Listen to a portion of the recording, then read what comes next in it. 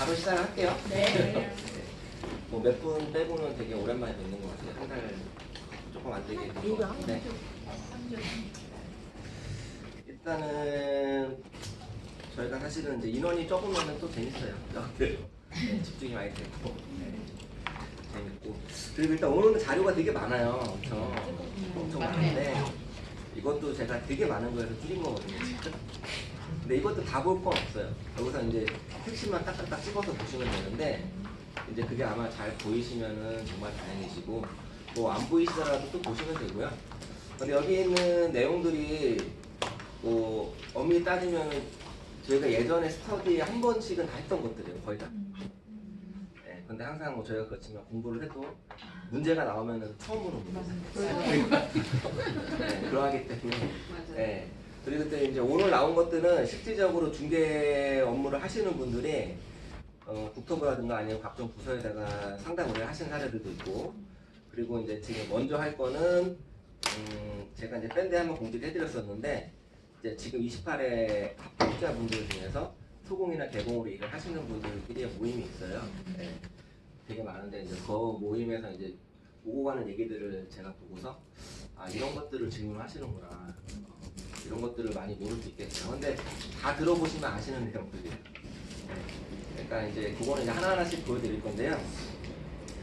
그러니까 아마 일단은 제가 그 다음 장 가시면은 이 페이지에 바로 있어요. 그러니까 글씨가 되게 작거든요, 많아가지고. 그러니까 이게 잘 안 보이실 수 있으니까 프린터를 봐주시면 되세요. 네. 같이 겸사겸사해서. 지금 1번 같은 경우 이제 동탄 지역에 최근에 단속 엄청 많이 뜨고 있는 거 아세요? 동탄에? 얘기 들어보셨나요? 네, 동탄 단속이 지금 엄청 뜨고 있어요. 다운 계약서 때문에. 네. 그래서 단속이 뜨면은 어떻게 해야 되죠? 문 잡고 나가야죠. 문 잡고 도망가야죠. 그래서 이제 그럴 때 필요한 거는 이제 부동산끼리 거래망이 필요하죠. 근데 지금 일단 다운 계약서 같은 경우는 지금 솔직히 예전부터 해보셨던 분들은 잘 안 걸려요. 왜냐면은 임대인하고 임차인하고 말을 다 맞춰놓고 충분한 신뢰가 있을 때만 진행을 하거든요. 그런데 문제는 제가 다운 계약서 예전에 한번 얘기 드리긴 했는데 지금 저희 같은 경우 개업을 막 하시거나 이제 신도시 갔는데 옆에도 다운 계약서, 저기도 다운 계약서, 다운 계약서 안 쓰면 계약이 안 돼요. 그러면 준비를 안 하고 그냥 쓰신단 말이에요. 대항 계약서. 그 쓰는 것까지는 괜찮아요. 안 걸리면 되니까. 그러면 안 걸릴 수 있게끔 충분한 이제 상담이 필요한데 그 상담까지 안 돼서 일단 계약만 급하고. 그러니까 일단은 피할 수밖에 없는 게 일단은 뭐 현실이고, 그리고 또 하나가 이 동탄의 단속에 나오면은요 다운 계약서만 잡는 게 아니에요. 네. 얘네가 마음 먹고 나오면은 다운 계약서뿐만 아니라 사무실에 있는 모든 걸 들고 가요. 네, 요즘 같은 경우는 컴퓨터까지 들고 가요. 아예. 네. 그러면 뭐가 걸리냐면은 제가 항상 얘기했던 할인설명서나 이런 것도 안 걸릴 수가 없어요. 네, 사상부부터. 그럼 다 영업정지 가태료죠. 무조건. 그러니까 시범 케이스를 무조건 때리는 거예요. 그래서 지금 아마 지난주인가 아마 공인중개사 협회에서 지금 서울시청에서 아마 나가가지고 저기 뭐냐 그 데모한 걸로 알고 있거든요. 집회한 걸로. 네, 집회한 이유가 뭐 때문에 했냐면은 이 단속을 하는데 얘네가 주제가 만약에 공투안을 하는데 다운 계약서 잡겠다. 그러면 다운 계약서만 잡아라 이거예요. 네. 근데 다운 계약서 잡으러 와서 건들 게 없으니까 괜히 엄한데 뭐 우리 매매했는데 매매도 한 것도 없는데 뭐 문제도 상관없겠지 했는데 거기 딱 들어와가지고 계약서 다 가지고 뒤져가지고 포트 잡히면 바로 진짜 때리고. 그러니까 그거를 이제 명확하게 해달라는 거죠. 네. 그래서 이제 다운 계약서를 안 쓰고 계약하시는 분들도 있잖아요. 진짜 양심적으로 많지 않겠지만은. 그러니까 협회에서 이제 그것 때문에 이제 이번에 집회했던 게 그것 때문에 집회를 한 거예요. 근데 제가 볼 때는 그거 쉽게 안 될 것 같긴 한데 일단 그런 내용이 있기 때문에 부동산들이 실질적으로 현실적으로는 단속 나왔다 그러면은 다운 계약서를 써서 문 닫는 게 아니고요. 그것 때문에 문을 닫는 거예요. 일단 오면은 뭐든지 포트를 잡는 거예요. 하물며 그 부동산 안에 자격증 게시 의무 있는 거 있잖아요. 예, 그것도 포트 잡아요. 예, 그것도 가태료를 때려요. 심지어. 얘네들은. 그러니까 시공 케이스 나오면은 뭔가 무조건 잡고 간다 이거니까. 그러니까 피하는 건 사실 좀 문제가 많죠. 인간적으로. 왜냐면 범법행위를 딱 이거를 택해 잡으면 이것만 하지 왜 다른 것까지 못합니까? 그래서 이제 이런 부분들이 실무에서 있으니까 그냥 알고 계시면 되실 것 같고 나중에 또 지역별로 이제 저희가 막이 좀 커지면은 서로 이렇게 연락이 금방 가요. 다. 미리 사전에. 그러니까 이제 그 정도가 이제 좀 얘기가 나왔었고요. 그리고 2번 같은 경우는 중개보조원을 제가 고용을 했어요. 그러면 그 교육 받잖아요, 직무교육. 직무교육 서로 좀 걸어야 될까요? 말아야 될까요? 확실히? 아니 다 안 걸려 있던데요. 아니 그 얘기는 하지 마시고 확실하게. 안 걸어도 몰라요. 자격증 등록증만 자격증만 이거를 지금 의논한다는 거는 지금 말도 안 되는 얘기예요 지금. 네, 당연히 안 거는 거죠. 필요가 없는 거죠. 네. 근데 이거를 고민하시는 분들이 있어요. 왜? 실제로 내가 기업에서 직원 뽑았는데 걸어야 돼 말아야 돼. 네. 아니, 소심한 게 아니라 여기 계신 분들은 충분히 그럴 수 있어요. 네, 막상 내가 개업하고 하면은 그때 가면 당황스럽고 해야 되는지 말아야 되는지. 네, 이게 실제 나왔던 대화고요. 이거 걸어야 될 의무가 없어요. 네. 예. 그리고 이제 3번 같은 경우는 지금 취업을 희망하시는 분들이 제일 많이 하는 얘기들어요. 어떤 분은 주말에만 일하고 싶대요. 그리고 어떤 분은 주중에 7시 이후에만 가능하대요. 그리고 어떤 분은 시간이 안 맞아서 일을 못 하겠대요. 네, 자기가 시간이 안 맞아서. 제가 이거를 왜 써놨냐면은 이거는 그냥 제 생각일지 모르겠는데 공인중개사 자격증을 따신 분들이 가장 큰 목적이 돈도 벌고 뭐 개업을 하든 소공을 하든 뭔가 하시려고 다 따신 거 아닌가요? 그렇죠? 네. 그런데 불구하고 이런 생각들을 정말 많이 갖고 계시더라고요. 의외로 나이를 막론하고 젊으신 분들부터 해서 나이 드신 분들끼리. 그러면 저는 이런 분들은 이건 제 사견이지만은 저는 이런 분들은 자격증 반납해야 돼요 진짜. 왜냐하면 이런 분들이 지금 중개사가 되시면은 이런 분들 때문에 사실은 저희 공인중개사가 전문직이 아니고 사람들한테 욕을 먹는 거거든요 실질적으로. 이런 분들 얼마나 많은 성의를 가지고 일을 하시겠어요. 그런데 이게 제가 뭐 비판 아닌 비판이 되고 있지만은 그래서 이런 분들이 엄청 많다는 거예요. 그러니까 소수의 의견이 아니라. 그래서 지금도 뭐 실무교육까지 받고 1년 동안 그냥 쉬시면서 그냥 이거 비교하고 저거 비교하고 시간이 안 맞아 일을 못 하시는 분들이 많아요. 그럼 저는 중개업이라는 건 어차피 직업이기 때문에 최소한 직장생활, 빡빡한 직장생활은 아니어도 어느 정도는 투자를 해주셔야 되거든요. 근데 그것도 생각을 안 하시면서 돈은 더 많이 벌고 싶어 하시죠.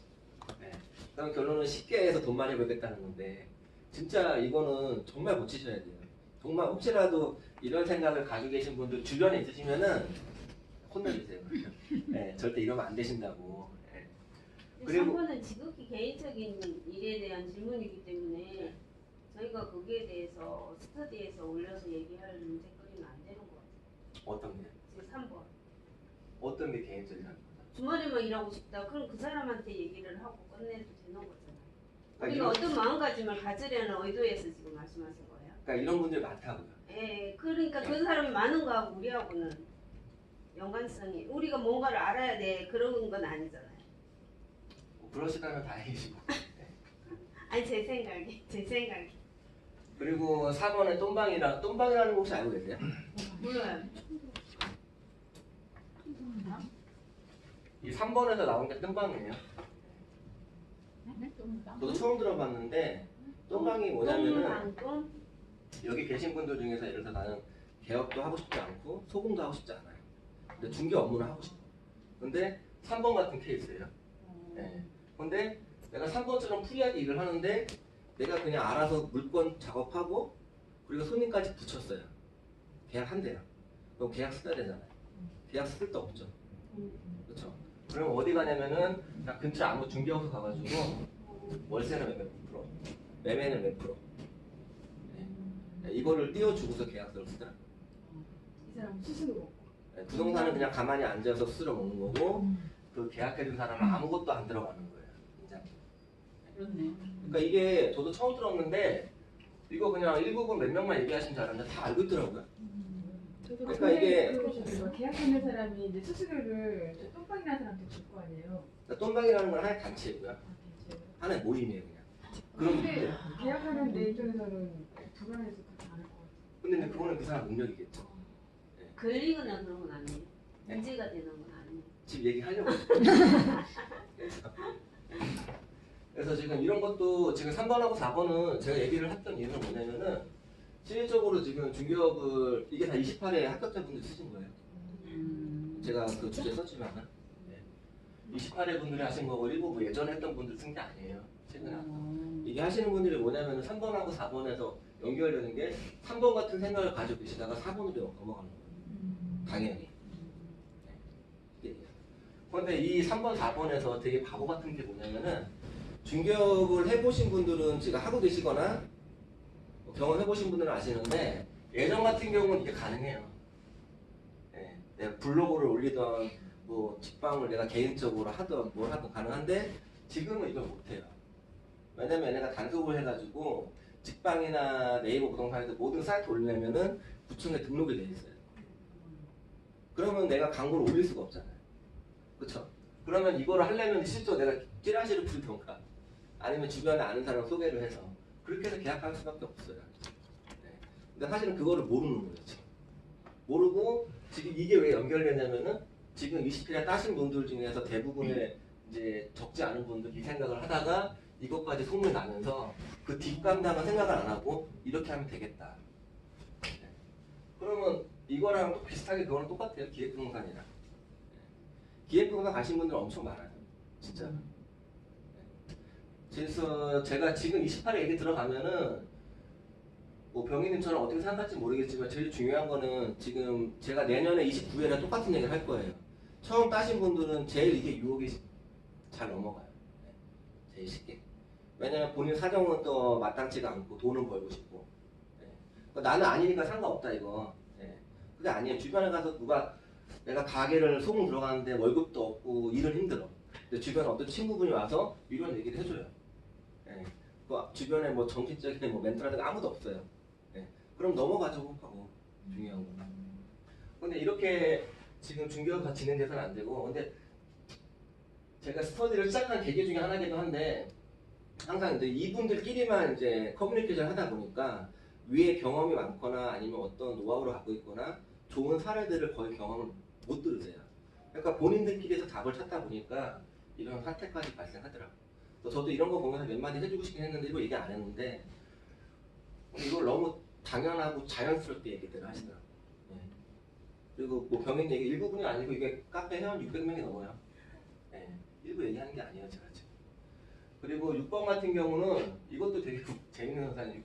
6, 7, 8, 9, 8번까지 다 해당되는데 블로그를 마치 되게 엄청난 대단한 걸로 알고 계시더라고요. 블로그만 하면 모든 게 된다. 블로그만 하면. 아마 여기 계신 분들도 지금 실무교육이나 아니면 뭐 합격자 모임이나 아니면 기타 합격자들 모임 가서 블로그 얘기, 이 얘기밖에 안 하실 거예요. 광고는 아마. 심파요. 블로그는 제가 스터디 때도 엄청 많이 얘기를 했는데 이건 제 사견이 아니라 여러분 입장에 여러분들이 냉정하게 한번 생각을 해보세요. 블로그는 제일 좋은 거는 무료예요. 그쵸? 네. 그리고 다른 광고는 다 유료고. 그쵸? 그리고 블로그가 효과를 제일 보려면은 어떻게 해야지 효과를 볼 수 있을까요? 내가 올려서 효과를 제일 많이 볼래요, 블로그가. 아주 쉽, 그쵸? 네. 제일 위에 가거나 상단에 되는 게 제일 목적이죠. 그쵸? 그러면 만약에 아파트라는 검색을 치면은 제일 상단에 뜨는 게 뭐가 뜰까요? 블로그가 뜰까요? 아니면 키워드가 뜰까요? 다른 게 뜰까요, 광고가? 블로그를 가기 전에는 위에 단계 광고들이 여러 개 있어요. 네. 근데 윗 단계들은 다 유료예요. 네. 그리고 블로그는 무료고, 카페가. 그러면은 이거를 포털 사이트에서 유료로 돈을 받고 광고를 내주는 사람하고 공짜로 하는 사람들하고 경쟁을 똑같이 할 수 있게 내줄 거예요, 얘네가. 네. 그러니까 블로그가 자꾸 블로거 하면 이제 뭐 잘한다 못한다 얘기가 나오는 게 뭐냐면은 얘네가 정책이 계속 바뀌어요. 상당히 특이한 방법이. 근데 블로그를 전문으로 하시는 분들은 그게 계속 생기는 게 그것만 쫓아다니시는 거예요. 그래서 내가 예를 들어서 제가 지금 블로그를 되게 잘하는데 지금은 내가 이분들을 최상단으로 노출시켰어요. 근데 6개월 있다가 정책이 바뀌었어요. 저는 이제 못하는 거예요. 근데 다른 분이 와서 이제 노출시켜준대요. 그러면 또 해줘요. 근데 이렇게 욕심이 계속 생기다 보면 문제가 뭐냐면은 돈이 나가야 결국. 네. 블로그 보통 1년에 물건 몇 개씩 올려주고 뭐 최상단에 되는지는 모르겠지만 적당한 수준에 노출되고 그런 거 관리 받는데 얼마 정도 들어가는지 아세요? 제대로 하려면 블로그를 2, 3표 들어가요 1년에. 그리고 문제는 뭐냐면은요 그렇게 해서 한 번에 효과를 보잖아요 손님이 한 번에 효과를 보면은 광고가 그 다음에 블로그를 통해 가지고 손님이 안 와요. 안 오는데도 불구하고 그럼 해지를 해야 되잖아요. 해지를 못하고 얘네 블로그 업체가 지금 경쟁이 치열해서 더 많은 비용이 좀 필요하다. 이 정도 비용 쓰면은 손님 올 거다. 그러면 거기에 또 넘어가는 거예요. 시즌 8. 그리고 블로그 같은 경우는 문제가 금방 얘기한 대로 변동의 폭이 너무나 커요. 시기별로. 그래서 그게 잡기 힘든데 문제는 이 블로그를 막연하게 그냥 내가 돈 안 들어가고 그냥 이름 쓰고 글 쓰면 된다. 그렇게 알고 계신 분이 너무나 많은데 정말 그렇게 된다고 하면 얼마나 많은 분들이 하시겠어요. 그러면 그 수많은 경쟁자를 다 뚫고 이기실 수 있겠어요? 공짜로? 가요? 이긴다면 그 사기 아닐까요 진짜? 네. 그래서 제일 쉬운 거는 사실 돈 쓰는 광고가 제일 쉬워요. 네. 그러니까 직방다방이나 네이버 부동산 하지 그러면 다 블로그만 하지 이거 학생이 이유가 없잖아요 사실은. 근데 이게 블로그에 빠지기 시작하면 문제가 나기도 모르는 사이에 이미 광고비는 일반 유료 광고비만큼 나가고 있고요. 네. 그리고 또 하나 문제는 뭐냐면은 이런 유료 사이트 같은 경우는 들어가시면은 배울 수 있는 건 하나가 있어요. 가장 중요한 거. 뭐가 있냐면은 블로그는 나만 쓰잖아요. 그쵸? 그러니까 다른 경쟁업체도 몰라요. 어떤 건지. 근데 직방다방은 만약에 딱 들어가면은 엄청 많은 이제 경쟁업체가 있잖아요. 예. 그러면은 내가 전화가 안 오면은 다른 부동산은 물건을 어떻게 올리고 문구를 어떻게 올리고 금액이 다른 건 또 어떤지 그런 거를 분석할 수 있는 기회가 있거든요. 근데 블로그는 없어요. 그러면은 시간이 지나면 지날수록 블로거는 유명해지겠지만은 블로그를 쓰시는 우리들 같은 경우는 전문가가 아니잖아요. 밑에서 우리들은 계속 정체되는 거예요. 광고에 대해서. 근데 지금 너무나 이거를 실무교육 가셔도요. 이거 계속 가입하라고 돈 내고 하라고 하잖아요. 가보신 분들 아시겠죠? 실무교육 가면 다 이거 나와요. 대표 나와서 직접. 블로그 돈 내고 하라고. 하면 다 해주겠다고. 네. 그런데 지금 실질적으로는 이런 유료 광고들이 아니면 키워드가 사실은 블로그보다는 훨씬 더 똑같은 돈이 들어가도 경쟁적이고 효과를 보기가 크다라는 거예요. 근데 막연하게 블로그만 지금 너무나 많이 의지하고 있어요. 그리고 이제 뭐 이건 6, 7, 8 다 포함이 된 거고요. 9번 같은 경우는 이거 제가 되게 많이 얘기했는데 비율제에 대해서 소공분들 되게 많이 얘기하시더라고요. 급여에 대해서. 네. 급여를 제가 되게 많이 얘기했는데 급여가 보통 비율제 가면 5대5나 뭐 6대4 이렇게 받잖아요. 그때 제가 항상 꼭 확인하라고 여쭤보라고 사장님한테 얘기했던 게 기억나세요? 문제? 비율이 중요한 게 아니고. 네. 광고 제공이 비율은 좋은데 비율은 상관없는데 그러면 내가 영업할 수 있게 뭘 해줄 건지 그거를 확인하라고 제가 항상 얘기를 했거든요. 근데 거기 취업하시는 분들은 이 내용은 전혀 안 물어보시는 것 같아요. 이건 전혀 중요하지 않은가 보더라고요. 네. 소금 들어가세요. 소금 비율이 4대6이든 5대6이든 7대3이 중요하지 않아요. 네. 만약에 나한테 3을 주고 사장이 7을 가져가요. 그런데도 불구하고 사장이 막 광고를 엄청나게 해줘요. 그럼 가야죠. 네. 당연히 만약에 해준다고 하면은. 근데 제가 7을 갖고 사장이 3을 가져요. 아무것도 안 해줘. 네. 너 혼자 죽어라고 블로그 하던가 아니면 워킹 드라마 하던가 그것도 단골 손님 오면 사장님이 단골 손님만 하고 네. 그럼 그게 좋을까요? 이 비율이 중요한 게 아니거든요. 네. 비율은 두 번째 문제고 비율 외에 내가 손님을 하고 계약할 수 있는 기회를 얼마나 제공을 해주느냐가 제일 중요하고 제가 그 얘기는 되게 많이 했어요 정말로. 네. 그래서 저한테 급여 기본급 얼마인데 괜찮으세요? 비율 어떤데 괜찮으세요? 물어보시면 그거 하나도 안 중요해요. 거기 평생 일하실 거 아니잖아요. 네. 중요한 건 일 배우러 가신 건데 일 배우려면은 계약이 나와야 되잖아요. 그쵸? 계약이 나오려면은 사장님이 손님이 많은 게 중요한 게 아니고요. 내가 손님을 많이 받아야 돼. 계약을 하든 못하든 간에. 그래야가 내 실력이 늘죠. 그렇죠? 사장님이 막 되게 일 잘하고 능력 있어요. 혼자 다 해요. 네, 안 가르쳐줘요. 직원한테. 그건 당연한 얘기예요. 여러분들이 만약에 그 사장님이 돼도 일을 안 가르쳐줘요. 네. 만약에 뭐 병인님이 막 한 달에 막 일당백을 하는 사장님인데 직원 들어왔어요. 네. 직원 들어와서 일 가르쳐달래요. 병인님 한 10년 하셨는데 일 가르쳐주겠어요? 안 가르쳐줘요. 마음이 고와서. 아마 가르쳐주고 그 직원이 1년 동안 그 차리면 그때 생각 바뀌실 거예요. 네. 그게 현실이니까. 네. 네, 처음에는 다 좋은 분들이 있지만 저도 마찬가지였고 직원들은 또 생각이 틀려요. 네. 아니. 그래서 이제 그런 부분들이 있는데 일단 이거를 좀 많이 좀 잘못 알고 계시더라고요. 그리고 이제 10번 같은 경우는 저도 이제 놓쳤던 부분 중에 하나긴 한데 이거 핸드폰 통화 내용을 요즘에 녹음하는 분들이 많아요. 그러니까 이거 뭘 녹음하냐면은 이제 업무를 하실 때 손님하고 통화하는 거 있죠. 물건 뭐 전화 문의 와서 그거를 녹음을 하는 거예요. 그러니까 이게 아이폰은 안 되는 것 같고 일반 국산폰 되는 것 같더라고요. 녹음을 하고 이제 상담 끝나고 약속을 잡다 어쨌든 간에 그 시간 그 후에 한가할 때 그 녹음을 들어보는 거예요. 아 손님이 어떤 질문을 했고 아 내가 어떻게 대답을 했구나. 그것도 되게 이제 큰 도움이 되겠더라고요. 그래서 저희 사무실 이렇게 하는 직원이 있고요. 네. 그리고 또 요거는 좀 거기 의견 나온 것도 되게 좀 좋은 얘기였어요. 아 그렇게 하시면은 좀 많이 도움이 되시겠다 상담하시는데. 그리고 이제 11번 같은 경우는 이제 특약에 관한 질문이 하나 났었거든요. 특약에 하나 누가 문의를 하셨는데, 그러니까 어떤 집을 계약을 하셨는데 그 집에 누수가 있었어요. 누수가 있었는데 이제 주인이 누수를 이제 공사해주기로 했어요. 작년 때까지. 근데 그걸 특약에 어떻게 써야 되느냐. 그거에 대한 문의가 있더라고요. 그래서 그분들끼리 막 얘기하시는 게 그냥 특약에다가 잔금 지급하기 전까지 지급 때까지 누수 부분 처리해 준다 이렇게 쓰면 되지 않겠냐 이렇게 얘기를 하셨어요. 어떤 분이.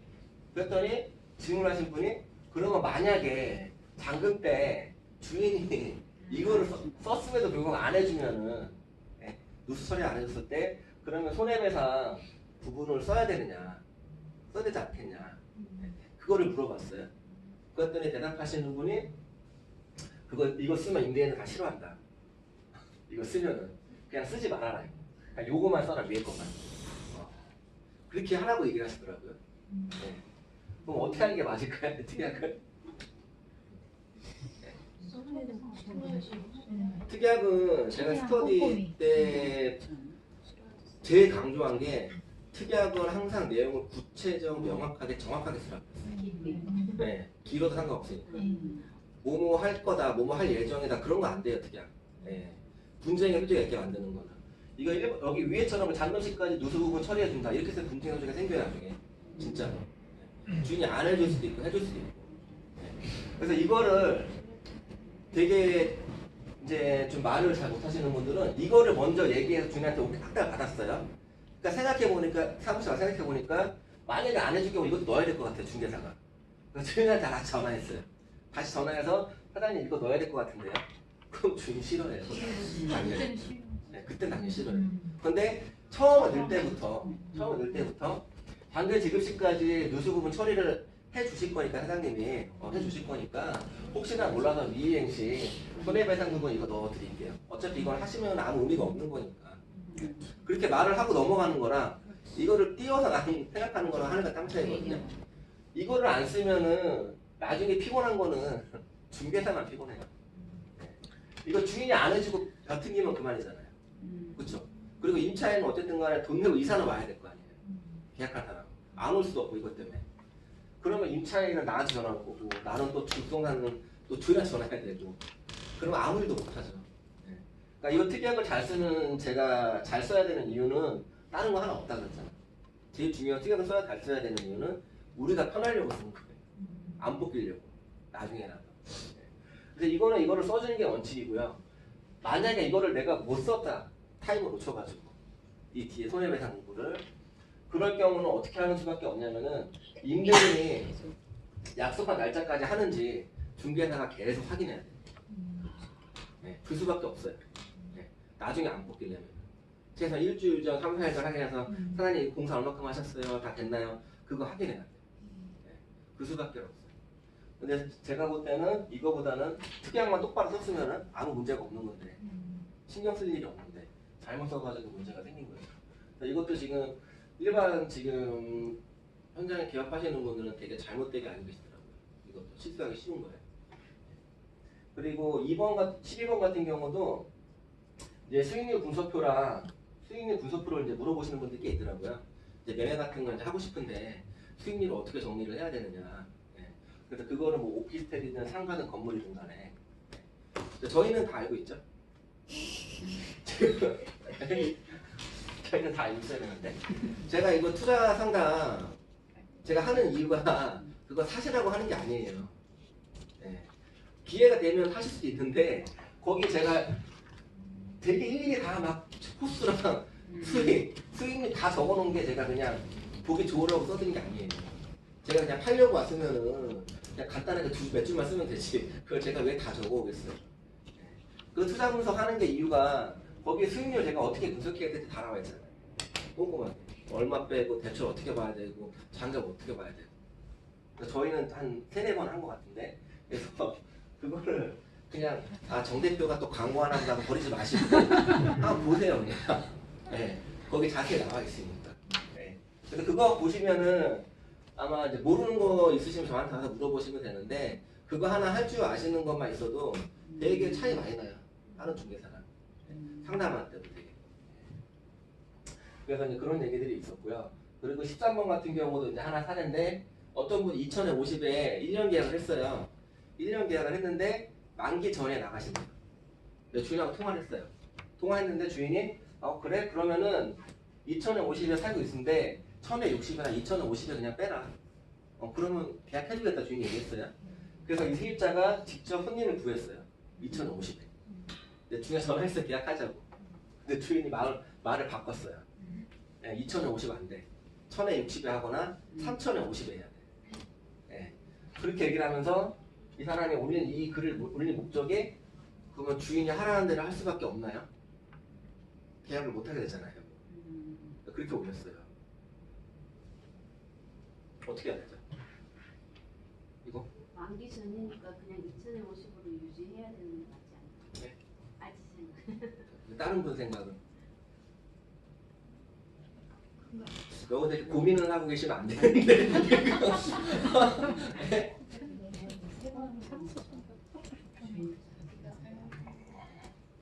이게 만기 전. 그러면 순서를 볼게요. 네. 이 사람이 2,000에 50에 계약을 했죠. 1년 전에. 네. 만기 전에 이 사람이 사장방 나가는 거죠. 네. 그렇죠? 그러면 계약이 깨지는 거죠. 이 사람이 파기시키는 거죠. 네. 그렇죠? 주인이 이 사람 조건을 들어줄 이유가 있어요, 없어요? 네? 안 돌려도 상관없어요. 그러니까 이 사람이 사정상 나가요. 만약에 집을 비웠어요. 네. 그래도 남은 기간 동안은 월세가 들어와야 돼요. 당연히. 그리고 이 사람이 2,000에 50에 살고 있는데 만기 전에 통화했는데 주인이 1,000에 60에 놓던 2,000에 50에 놓던 3,000에 50에 놓던 아니면은 뭐 전세 1억 2천에 놓던 그건 아무 상관없어요. 그러니까 세입자 생각에는 지금 병인님 얘기한 것처럼 2,050에 내가 한 반년 살았는데 나머지 반년 내가 빈 기간 동안 2,050에 놓으면 되지 않느냐. 그거는 그 세입자 생각이고 그렇게 하려면은 전전대하는 수밖에 없죠. 주인 동의 받아가지고. 주인이 동의해 줄까요? 절대 안 해주죠. 네, 절대 안 해주죠 주인이. 네. 그래서 이거는 지금 이제 아주 어려운 내용이 아니에요. 근데 많이 질문이 오실 거예요. 그리고 대부분 잘못 생각하시는 게 세입자가 그럼 무조건 불리한 게 아니에요 지금. 세입자가 잘못했잖아요. 네. 세입자가 잘못했는데 왜 자꾸 주인한테 뭐라 그래요? 주인한테. 동의 안 하고 전대하면 어떻게 되죠? 네?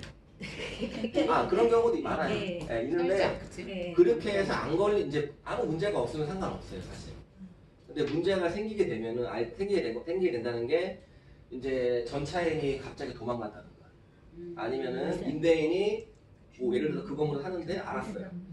네, 그럼 난리 나는 거죠. 그럼 바로 쫓겨나야 돼요. 전차인은 아무 대항력이 없어요. 네, 바로 쫓겨나야 되고 그리고 계약도 바로 파기되고. 그래서 이거를 하는 경우는 보통 어떻게 하냐면 이렇게 6개월씩 이렇게는 못해요. 절대로. 그러니까 이게 만약에 지금 윤정님 말씀하신 것처럼 그런 사례가 발생하는 경우는 이제 오피스텔 같은 경우나 아니면 아파트 큰 평수인데 주인이나 아니면 임차인이 잠깐 뭐 2, 3개월 외국을 나가요. 그러니까 비용은 이렇게 아깝잖아요. 그러면 이제 얘기해가지고 이제 부동산 통해가지고 단기 계약으로 전전대로 한 2개월이나 3개월 손부로 다 받고. 그래서 그것도 제가 이제 예전에 스토리 때 얘기했지만은 그렇게 하게 되면 키 같은 걸 하나 보관해줘야 되고 나중에 혹시라도 연락 안 되면 바로 빼버려야 되니까 짐을. 예. 그리고 모든 걸 일시불로 받고 그리고 모든 것도 받으셔야 된다고 얘기했죠. 예치금조로. 네. 예, 석 달 들어가면은 최소한 석 달치 관리비 밀릴 거. 예, 넉넉하게 받아놓으셔야 돼요. 예, 안 낼 것까지. 그래서 이제 그런 경우가 이제 실무에서는 간혹 있긴 한데 이제 그거 같은 경우도 거의 하게 되면은 부동산이 이 들어올 사람도 잘 알고 내가 는 사람도 잘 알고 이런 경우가 많아요. 근데 만약에 내가 는 사람은 아는데 이 사람이 전전들 하고 싶은데 내가 손님을 붙여야 돼요. 근데 전혀 뭐 워킹 들어온 사람 와가지고 광고해가지고 그 손님 붙였다. 그렇게는 잘 안 해요. 왜냐면 별의별 사람이 많으니까. 뭐 잠깐 들어와서 뭐 오피스텔이나 아파트 같은 경우 뭐 나쁘게 얘기를 하면은 불법 뭐 매매를 해서 그런 것도 충분히 할 수 있는 거고요. 뭐 아니면은 뭐 진짜 뭐 나쁜 분들 숙소로 쓸 수도 있는 거고. 예, 그런 건 뭐 답 없어요. 그러니까 그건 되게 위험한 거예요. 하실 거. 그러면 네. 지금 저 상황에서 네. 그 임대인이 3,050이나 1,060으로 계약을 해라. 그러면 거기 따라해 줘야 된다는 따라해 거예요? 줘야지. 네. 아니면 주인이 뭐 말도 안 되게 1,100에 해. 그러면은 1,100에 해야 돼. 나가지 말라는 얘기죠. 그냥. 그때 만기 전에 나갈 때 복비 네. 원칙은 임대인 거래 사셨죠? 그렇죠. 그죠? 네. 근데 신고에서는 관리가 네. 신고에서는 보통 세입자 보고 내라 그러죠. 그러니까 그게 제가 네. 이제 그 사례는 되게 여러 번 얘기하긴 했는데 네. 원칙은 임대인이 내는 거예요. 네네. 네. 근데 세입자가 계약을 이해가 안 했잖아요. 네네. 이해가 안 했는데 임대인한테 내가 중과에 나갔는데 임대인한테 복비까지 네가 내라 그러면 임대인이 안 할 거 아니에요, 당연히. 네. 그러니까 임대인한테 부탁하는 거죠. 아, 복비 제가 부담을 할게요. 그러니까 좀 제가 하면서 나가니까 나갈 수 있게 해주세요. 그게 갈래가 된 거예요. 근데 이제 대부분의 중개사들은 이 사연을 몰라요. 그러니까 이게 분쟁이 생겨요, 항상. 예. 그러니까 이거 같은 경우도 제가 볼 때는 중요한 건 복비 얘기가 되는지 안 되는지가 궁금해요. 이 세입자는 이렇게 뭐 자기가 계약을 이행 안 했는데 주인 조건 바꿔서 계약 못했다고 따지는데 복비까지 낼 의사가 있는지가요. 제가 볼 때는 나중에 계약 다 해놓고 복비까지 안 낸다고 할 수도 있겠죠, 이 세입자는. 그러면 이제 계약 부동산은 이제 중과에 남처한 거죠. 그래서 이런 손님을 만약에 저희가 맡았다 그러면은 일단은 뭐 제일 먼저 확인할 때 중개수수료. 네, 중개수수료 내는 거 알고 계시죠? 네, 그렇게 물어봐야 돼요. 그럼 이 사람이 만약에 3,000에 50에 계약했어요. 이 사람은 2,000에 50에 살고 있고 그러면 3,000에 50에 이 집이 계약됐다. 그러면 중개수수료를 어떤 기준으로 줘야 될까요? 2,000에 50, 3,000에 50? 2,050에 대한 것만 내고 나머지는 나머지 임대인이 되는. 임대인. 그러면 주인이 계약 안